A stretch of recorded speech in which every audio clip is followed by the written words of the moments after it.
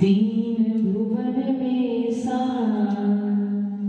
वीतरागवे ज्ञानदा शिव स्वरूप शिव का नमो त्रियोग समारिगे।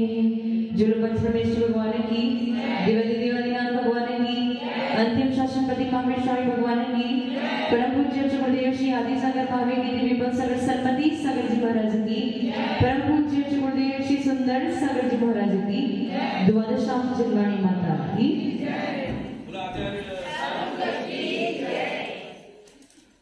आप सबके पास छड़ाला है तो मेरे साथ में बोलेंगे। बैठ जाओ, खोल लो। 6 चंद हो चुके हैं।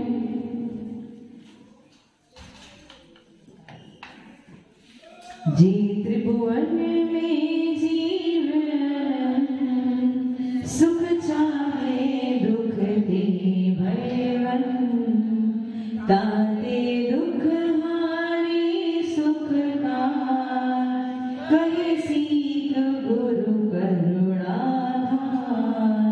ताहि सुनो भवि मन धिया जो चाहो अपनो कल्याण मोह मद पियो अनादि भूलिया प्रभो भर मतवादी तास भ्रमण की है बहु कथा पे कछु कहो कहीं मुनियथा काल अनंत निगोध बजा बीत्यो एक इंद्रिय धनवान एक श्वास में 8-10 बार जन्म्यो मर्यो भर्यो दुख भार निकसी भूमि जल पावक भयो पवन प्रत्येक वनस्पति थयो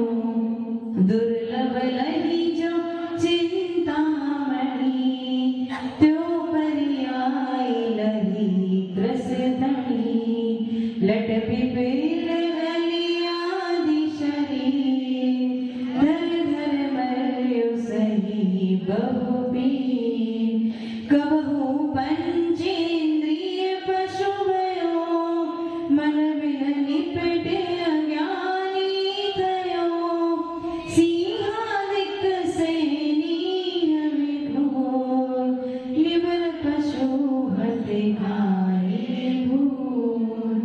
ये रोज क्यों पढ़ रहे हैं? रोज क्यों पढ़ रहे हैं? याद हो जाए उसके लिए। शब्द को याद नहीं करना, शब्द इम्पोर्टेंट नहीं है। ये रोज पढ़ते हुए आपको वो व्याख्या को याद करना है जो 6 दिन से आपके सामने आपके समक्ष चल रही है। यदि ऐसे ही पढ़ना है तो गाने वालों क्या करना है? शब्द ही तो बोलने हैं। इसको पढ़ते पढ़ते आपको आपकी कथा याद करनी है जो बीत गई है, अभी याद नहीं है, परंतु आचार्य भगवान हमारे लिए बता रहे कि आपकी पूर्व की कथा ऐसी ही थी। आज 7वां छंद। कबहु आप भयो बलहीन सबलन करी खायो अति दिन छेदन वेदन भूख पियास भार वहन हिमात त्रास। क्या कह रहे हैं इसमें? कबहु आप भयो बलहीन। अभी ऐसा क्यों कहा? कबहु आप भयो बलहीन। बलहीन यानी बल रहित, निर्बल। कबहु यानी आपकी कथा प्रारंभ निगोद से प्रारंभ हुई थी। निगोद पर्याय को छोड़ दिया तो एक ही दिन में पृथ्वी, जल, अग्नि, वायु और वनस्पति बन गए। उसको भी छोड़ दिया तो क्या बन गए? 2 इंद्रिय, 3 इंद्रिय, चतुरिंद्रिय। उसमें भी आपने दुख सहन किया, जन्म मरण रूपी दुख सहन किया। उसके बाद क्या मिल गया आपको? पंचेंद्रिय असंख्यिकी पर्याय मिल गए। असंख्यिकी पर्याय मिल गए, लेकिन क्या हो गया? मन के बिना अज्ञानी रह गए, ज्ञान का उपयोग नहीं कर पाए। उसके बाद पंचेंद्रिय संगी मन सहित बंद हो गए, हित और अहित का विचार करने की सामर्थ्य प्राप्त हो गई। लेकिन गड़बड़ कहाँ हो गई? सिंह आदि क्रूर प्राणी बन गए जो हमेशा हिंसात्मक ही रहते हैं, जिनके मन में, जिनके परिणामों में हमेशा कसाई ही भरी रहती है। ऐसे हिंसक प्राणी बन गए। अब हिंसक प्राणी बन गए तो अगर किसी के संस्कार अच्छे हो पहले के, तो हिंसक प्राणी बन भी जाए तो क्या तकलीफ है? वो अपने आप को बदल सकता है ना? नहीं बदल सकता। अरे जो व्यक्ति जिस पर्याय में जाएगा उसी पर्याय में वो ढल जाएगा, ये नियम है। वो कहानी सुनी ना आपने? कौन सी कथा? हाँ, बिष्टा का कीड़ा।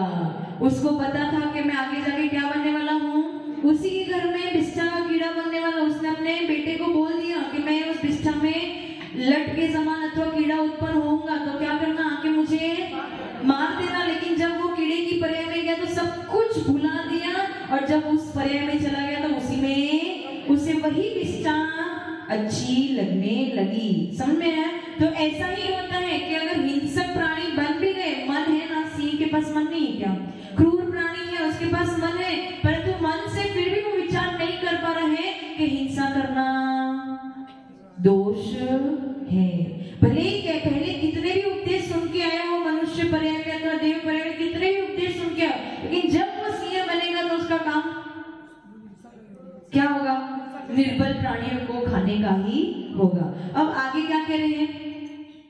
कबहू आप भयो बलहीन, और अब क्या हो गया? पहले तो क्रूर प्राणी बन गए, अब ऐसा है कि कभी आप क्या बन गए?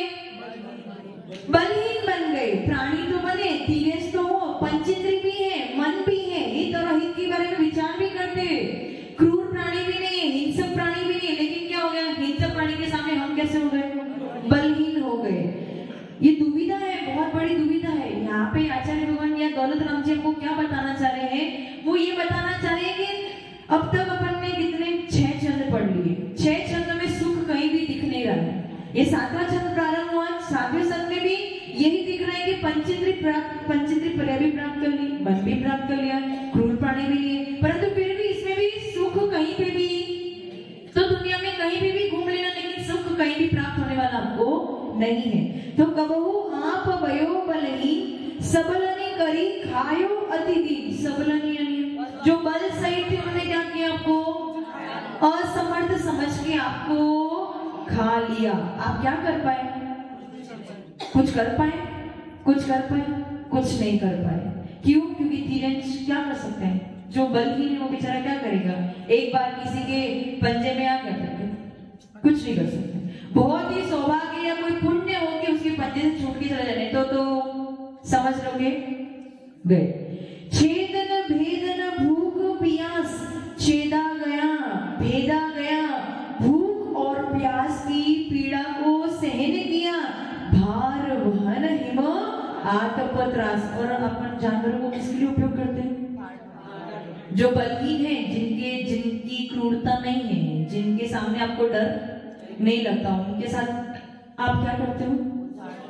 सिंह पे भार ढो पाओगे, लेकिन किस पे दोगे? जो बल रही थे उन पे आप भार दोगे। तो छेदन भेदन भूख प्यास, भार वहन हिम आतप त्रास। हिम यानी ठंडी, आतप यानी गर्मी। इस प्रकार से उस जीव ने त्रास को सहन किया, और हम सब उस पर्याय से घूम के आए हैं। फिर आगे क्या कह रहे हैं? वद बंधन आदिक दुख घने। वद यानी हत्या, बंधन यानी बांधना, आदि बहुत सारे दुख घने, बहुत अति दुख को उन्होंने प्राप्त किया। किन्होंने? हमने। कोटि जीव ते जात न भने। करोड़ों जीव को एक साथ लगा लो, और एक साथ यदि बोलना प्रारंभ करे तो भी उसकी कहानी समाप्त होने वाली। उमंग में हमेशा कहते हैं ना कि अगर आचार्य भगवान का हमें क्या करना है, उनके बारे में अगर आपको बताना है तो कितनी स्याही लगेगी? कितनी स्याही लगेगी? पूरा समुद्र का जल उपयोग कर लो स्याही के लिए। और पेपर कितना चाहिए? पूरी पृथ्वी का पेपर बना लो। और वो पेन, कितनी जितने वृक्ष हैं उन सबकी पेन बना लो, तो भी कथन समाप्त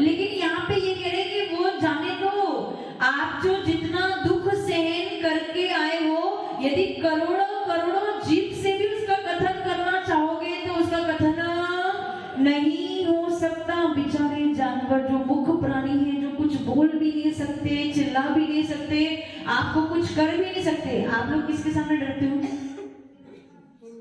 क्रूर प्राणी के सामने तो। और जो बेचारे बलहीन हैं उनके सामने आप क्या क्रूर बन जाते हो, उनके सामने आप क्रूर बन जाते हो, और जो क्रूर प्राणी है उनके सामने आप बलहीन बन जाते हो।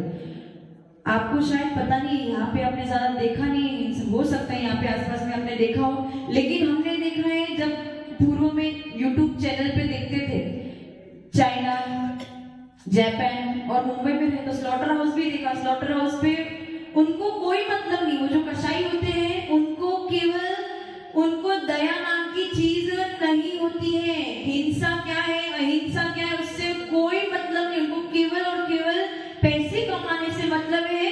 लाया जीव को सीधा,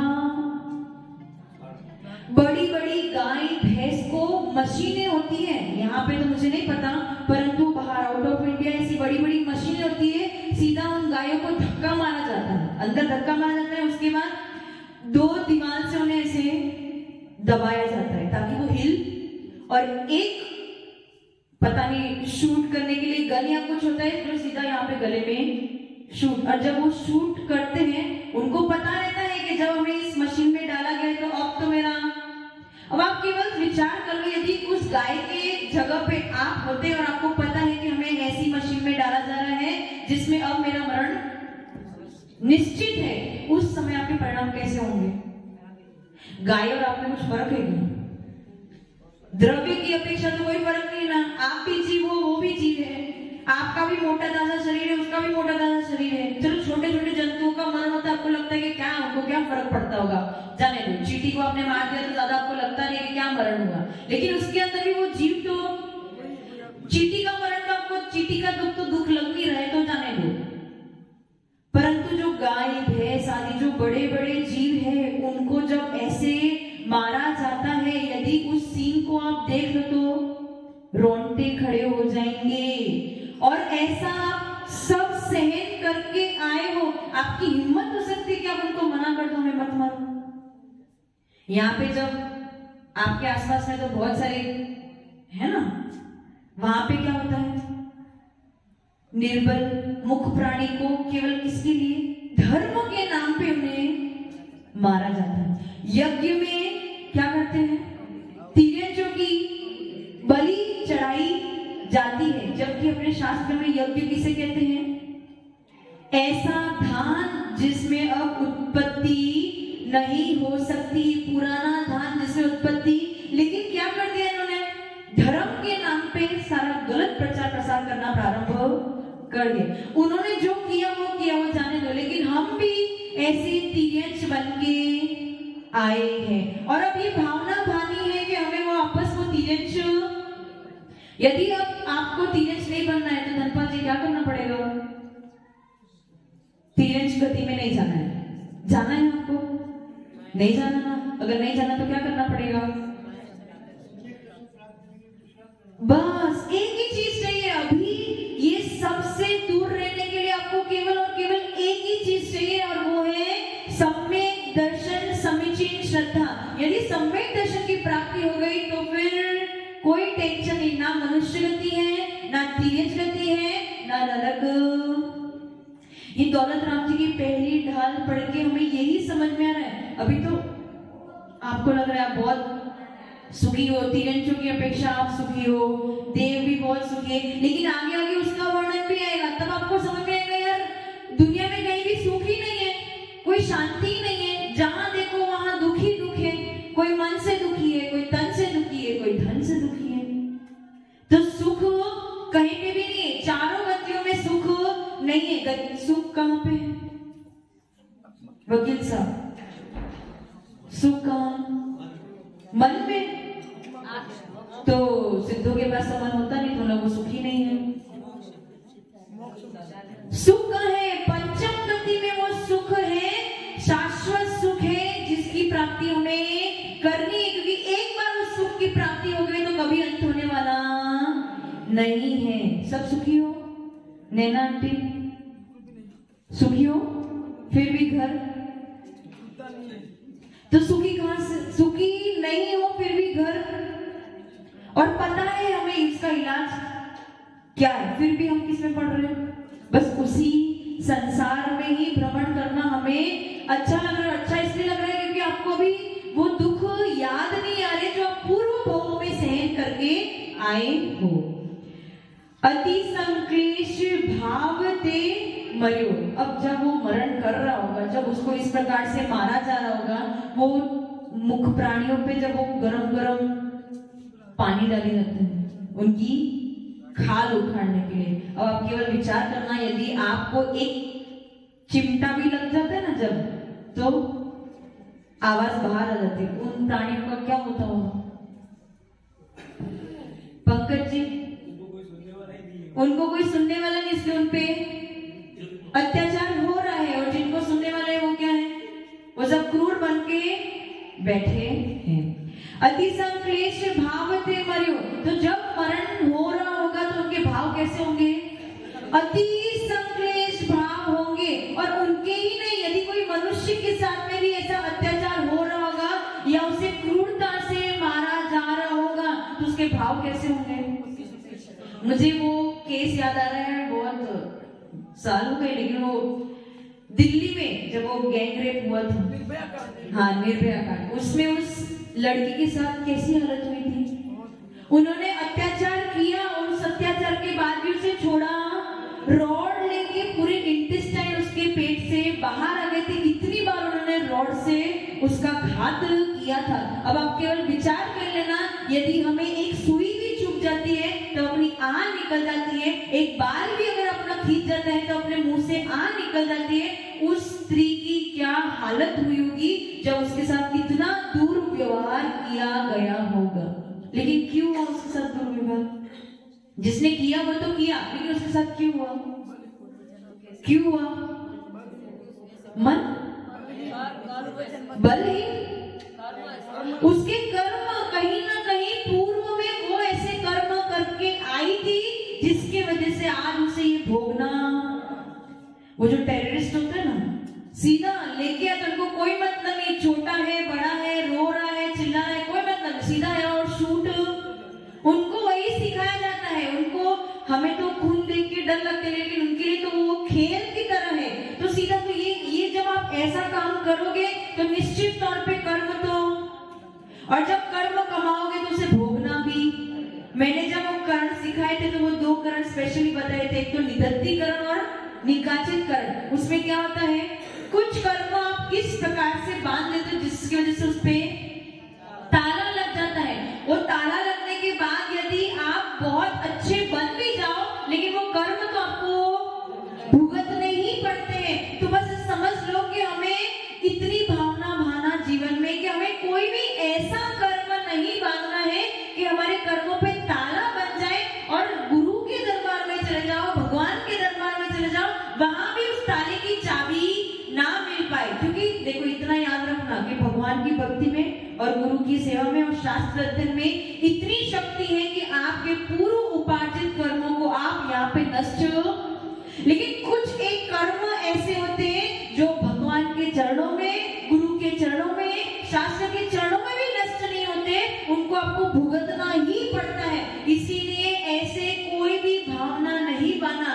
मन में हमेशा ये बात रखना कि हमारे वजह से किसी और को दुख अथवा पीड़ा नहीं होनी चाहिए। कोई सामने वाला हमारे बारे में क्या सोच रहा है क्या नहीं सोच रहा है वो जाने दो, लेकिन हमारे मन में हमेशा यही भावना होना चाहिए। यदि कोई सामने अपकारी भी है तो उसका आप उपकार नहीं कर सको, कोई बात नहीं, लेकिन मन में ये विचार करना कोई बात नहीं, जाने उसका अच्छा हो।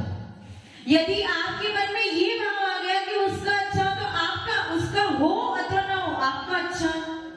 यदि आपके मन में ये भाव आ गया कि उसका बुरा होना चाहिए तो उसका बुरा हो अथवा ना हो, आपका बुरा तो पक्का हो ही जाएगा। इसीलिए हमें ये विचार करना है कि ये बहुत भले प्राणी हो, सौभाग्यशाली हो, पुण्यशाली हो कि इतने सारे तीरज गति के जीव, अनंत अनंत तीरज गति के जीव है। उन सारे तीरज गति के जीवों से आगे बढ़ के इस मनुष्य पर्याय को प्राप्त कर लिया है, उच्च कुल में जन्म लिया है, उच्च जाति में जन्म लिया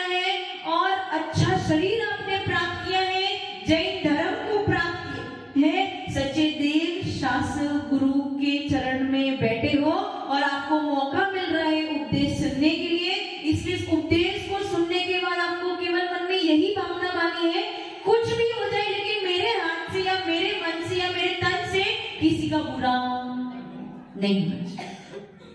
समझ में है? इतना भावना भा लेना, नहीं तो ये तीरज गति बहुत लंबी चौड़ी है। अपन कितने 7वें छंद पे आ गए, कभी भी तीरज गति खत्म नहीं हो पाएगी।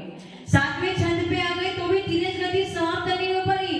खूब बड़ी लाइन है, उसमें अगर आपको जुड़ना है तो जो करना है सो करते रहो, नहीं तो समझ में है? तो अति संक्लेश भावते मर्यो, क्या होगा उसके मरण समय परिणाम कैसे होंगे? जो जीव, जैसे कोई मनुष्य भी यदि पानी में डूब के मर रहा हो तो उसके अंतिम में परिणाम कैसे होते होंगे? कैसे होते होंगे?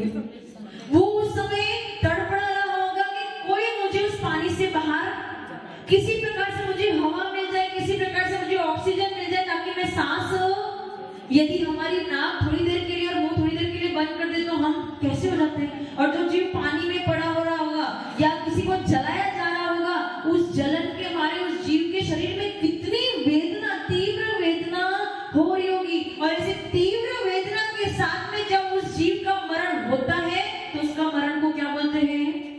कुमरण कहते हैं। अति संक्लेश भावते मर्यो।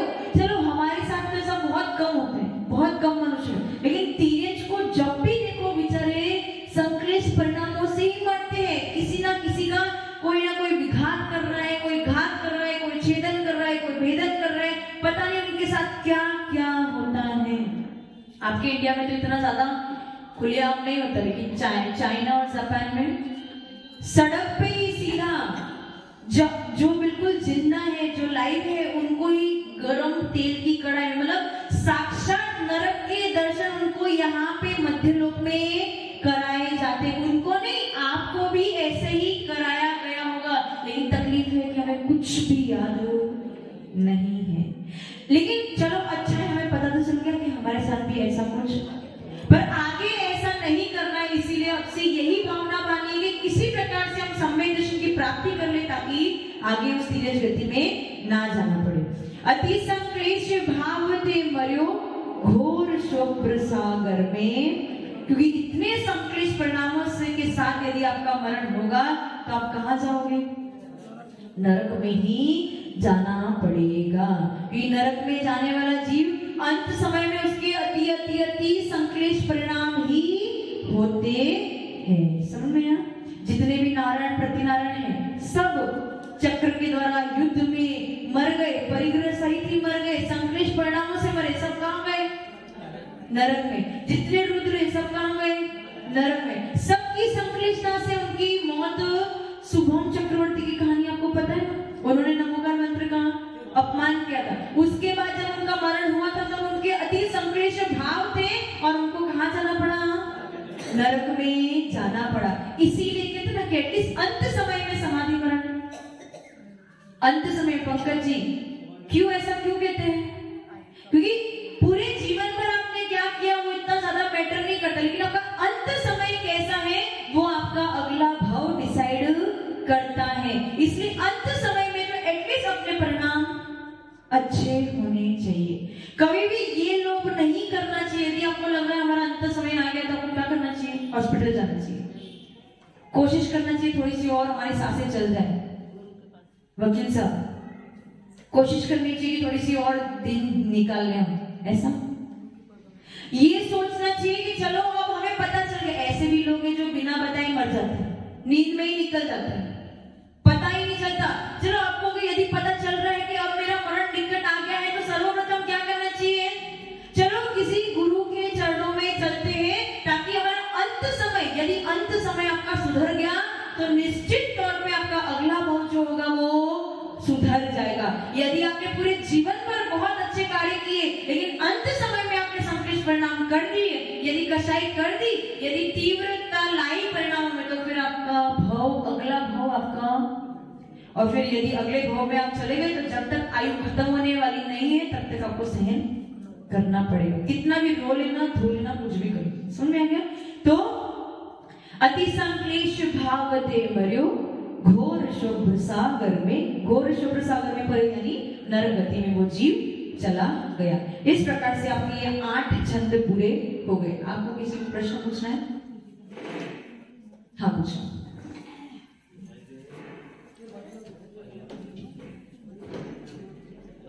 आप पूछो, माइक तो आता रहेगा। नमस्ते गुरुदेव, वंदे माता जी।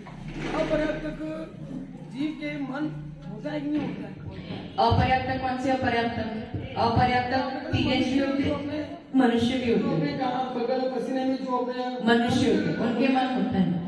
तो अपर्याप्त मन कैसे रहता है? अपर्याप्त होते हैं लेकिन कर्म का उदय रहता है, इसलिए उनके मन वो सैनी ही कहलाते हैं। भले ही द्रव्य मन की रचना ना हो पाए परंतु फिर भी उनके पास कर्म का उदय वैसा पड़ा रहता है, इसलिए उनको सैनी ही कहा जाएगा।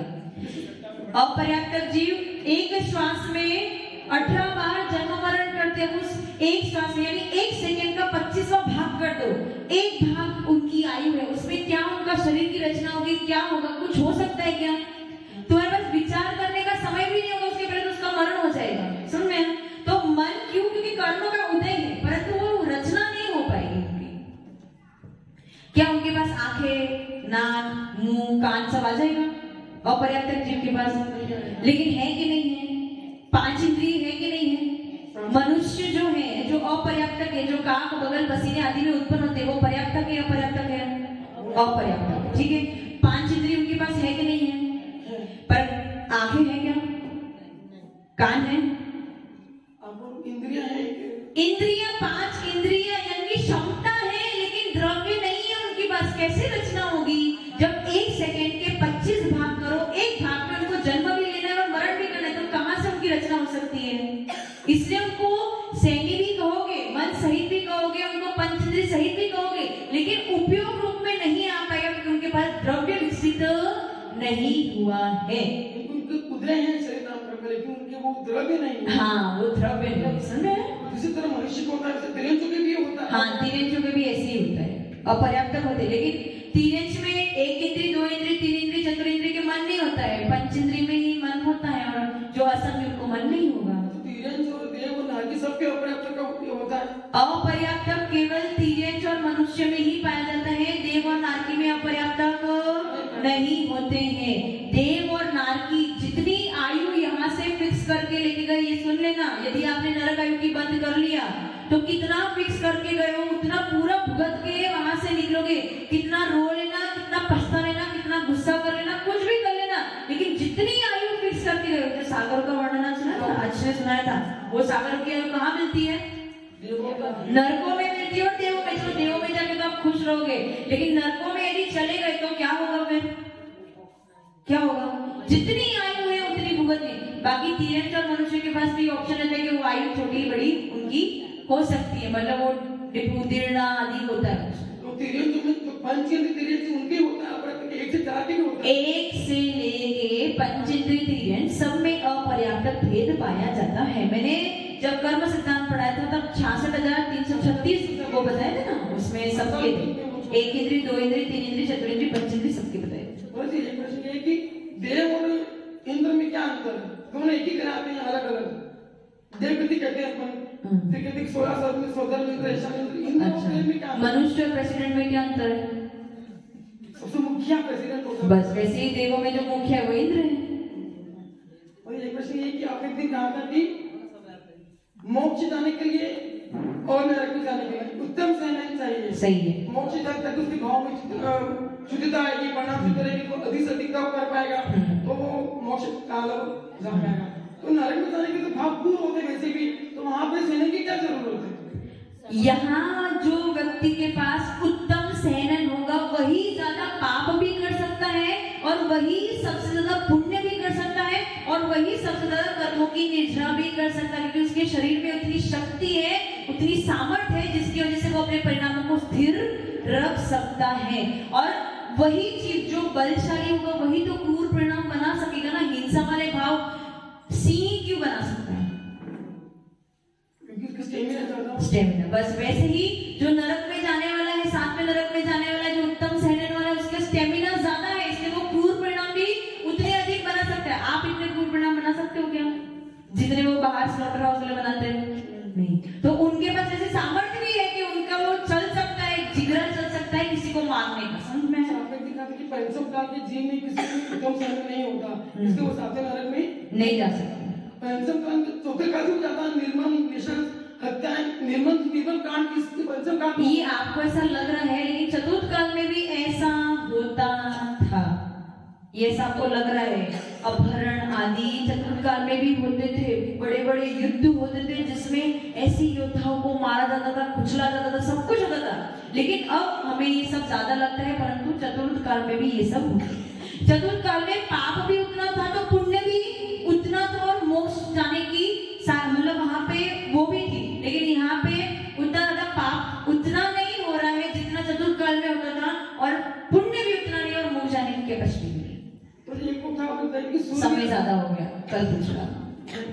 एक बार सरस्वती माता के चरणों में वंदन करेंगे, नमन करेंगे। ओम ह्रीं वाग्वादिनी द्वादशांगिनी हंसिगामिनी वीणवादिनी शुद्धात्म का सार बताए सरस्वतीभ्यो सरस्वतीभ्यो सरस्वतीभ्यो। जय बोलो द्वादशांग निर्वाणी माता की। अजय गुरुदेव सुंदर सागर